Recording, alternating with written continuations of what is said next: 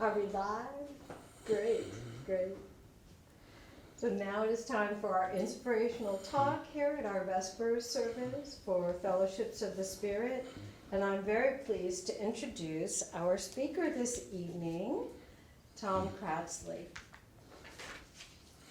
And you'll be pleased when you hear him speak.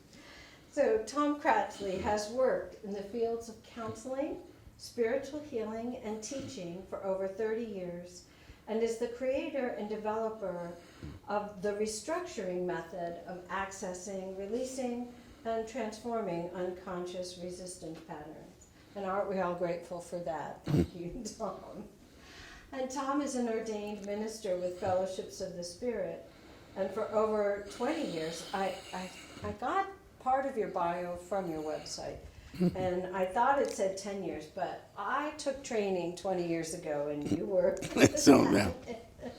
Then he served as the associate director of the School of Healing and Prophecy. And while at Harvard Divinity School, Tom was inspired to direct his attention to matters of the human heart and the possibilities of growth and transformation through development of the spiritual dimensions of the heart. Since then, he's created numerous classes and workshops to support others in exploring the vast dimensions and extraordinary healing potentials of the heart. Tom lives with his wife, Ellie, and their daughter, Tara, in a spiritualist community of Lilydale, New York, where they operate Harmony House, a year-round guest house. So, thank you, Tom. Well, thank you, Joanne, for that introduction. And like you, I was when I first signed up to do this talk today, I was unaware that it was Mother's Day, right? And as time got closer, I said, Mother's Day? Yeah, my topic is family. Oh, I have to weave this in somehow as well, you know. And when I think about the pillars of what makes a family, the number one pillar is mother. There's no family without mother. Oh, there is no family without mother. You could say there's no family without father, but that's not true. There are families without fathers. You know, maybe not without the father's DNA, but there are families without father, and some of them are quite wonderful and do well.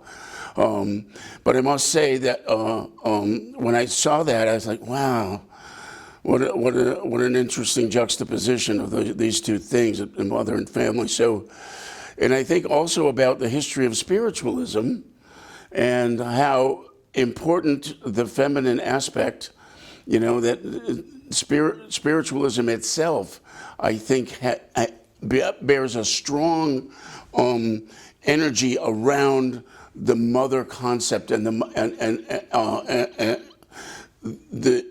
for instance, the first mediums, the vast majority of them were women. The vast majority of them were women. And I think the reason it had to come that way was because the world was starving for a deeper understanding of the feminine. And it was started to come through these young women mediums. And they were also very powerful and instrumental in the women's suffrage movement. Mm-hmm. So it was all interrelated, that energy of having to bring the best of the quality of the feminine energy into greater focus to bring harmony to both family and community and the greater nation, all of it. It was I felt it was very instrumental in that. And I often wondered, why was it that the Fox sisters, above all others, were chosen as the focus, although maybe also they were considered the first, right? But there were other mediums that were so close in time with them that understood more thoroughly the value of what was happening and the importance of it in terms of of the philosophy and the deeper spiritual understanding that spiritualism was there to bring forth to the world. And what I come to understand about that was they also represented being flawed. And that's an important aspect of love and growth of family, that we're all flawed in some way, or we're all, let's say, in process of developing self, rather than, flawed may be too harsh, but we're all in process of self-development in some way, and they represented that, quite nicely, because they had their struggles, and yet they still were part of the foundation, an important part of the foundation of not only modern spiritualism, but the new direction of understanding of human relationship. See, some of these things happen over time without us even realizing it, without recognizing that these were important influences in more ways than just communicating with the dearly departed. And I think that moving forward, we must learn to understand that if we do not incorporate it in our lives here, then it's a waste of communication. It's very important that we incorporate these capacities that we have to communicate with different realms, to make our lives better here. Right? And we need to kind of bring that more to the forefront. How does that relate to family? As I think about family, and I think about my own spiritual history in relationship to family, I consider myself to be incredibly fortunate to have had loving parents and a family that was harmonious. I mean, it was essentially harmonious. Of course, we had our little problems here and there, and had to deal with each other. I come from a family of 7 kids. You have to learn how to understand different personalities and live with different personalities in harmony. And my parents seemed to be able to bring that about. And as a counselor, I have looked back again and again in my life and say, what an incredible blessing that was. Because so many people do not have that. So many people do not have 2 loving parents, or they have other kinds of powerful struggles in their life that are difficult from the get-go to overcome. So the lack of kind of encouragement and support that family can bring, and good family does bring, not only encouragement and support, but also experience at overcoming challenges.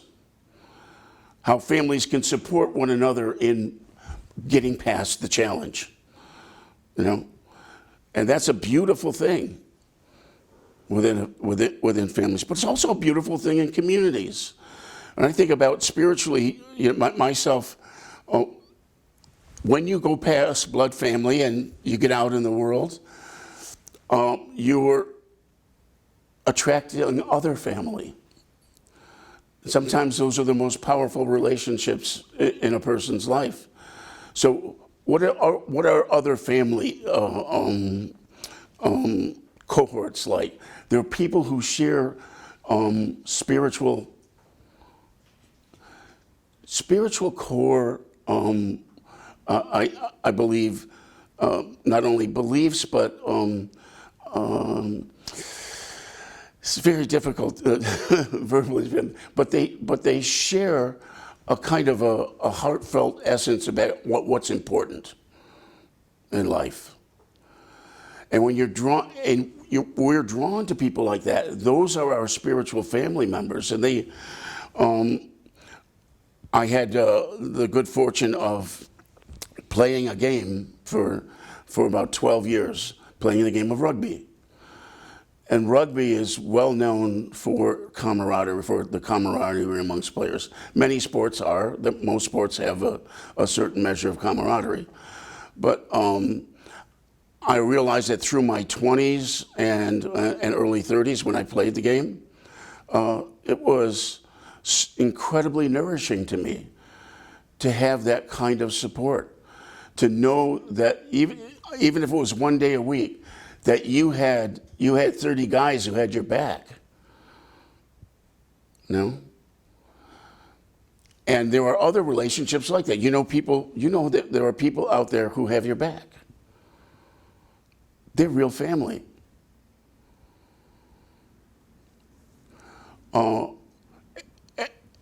And as far as spiritualism is concerned, and as far as the religion is concerned, for me personally, obviously, Fellowships of the Spirit was family for me.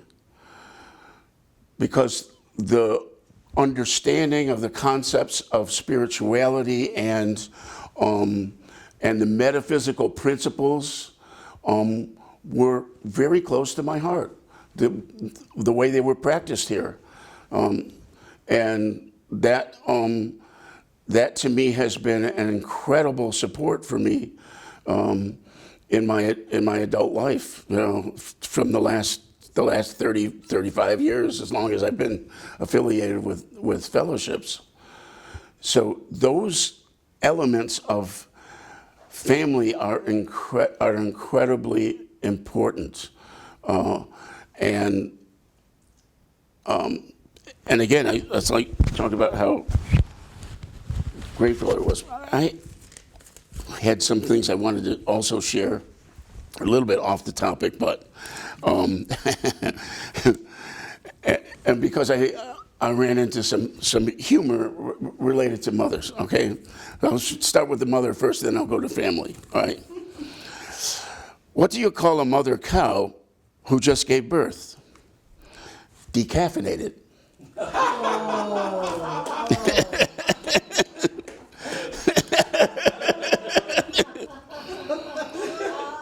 What did the accountant say while making breakfast for her kids?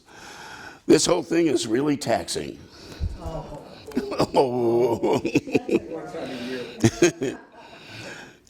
Never tell your mom you need personal space. You came out of her personal space.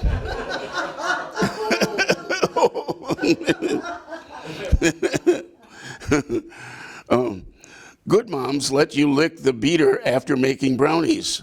Great moms turn them off first.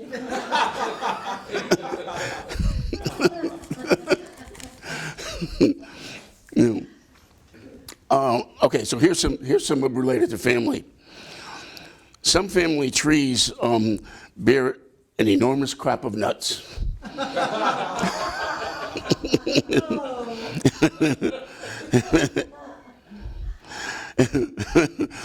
This is one of a famous comedian saying, I don't have to look up my family tree because I know I'm the sap.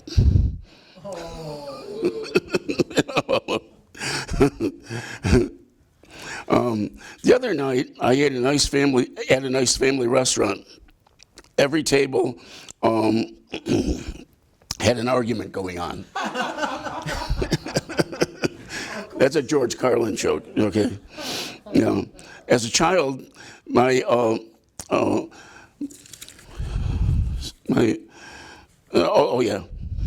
family's menu consisted of two choices: take it or leave it. Yeah. A family is a unit composed mostly of children, a man, a woman, and an occasional animal, and the common cold. That's Ogden Nash. Actually, there's a poem I have to share with you. It says, in high school, we were asked to memorize a poem, and then we had to recite it. So I found the shortest poem I could find. It was lines on the antiquity of fleas, by Ogden Nash. Adam had him.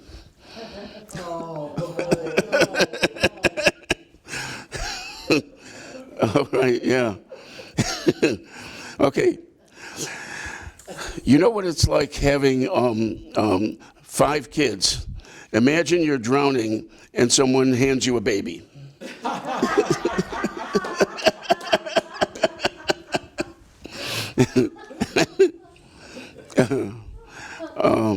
I want my children to have all the things I couldn't afford. Then I want to move in with them. That's Phyllis Diller. That's a Phyllis Diller. Yeah. So I also wanted to bring that sense of humor, because one of the things that I've noticed since COVID is that we aren't as spontaneous around life as we once were. I feel like some of the spontaneity has been taken out, and I think it's important that we once again recover that and recover a kind of freedom, if you will, to engage with each other in ways that that we somehow have lost the energy for it. And it's going to be very important going forward that we learn to reconnect as human beings in ways that we have sort of lost. Some of it from all of the problems with COVID, some of it from our overindulgence in technology. When I say that, I'm talking about how we get distracted, how technology can distract us and keep us from being there with each other when we're with each other. You know, our minds, we become so preoccupied at times. I know it's something I've struggled with personally. And in order for us to get to the next level as a species, I think we're going to need to contend with that. It's going to be a major,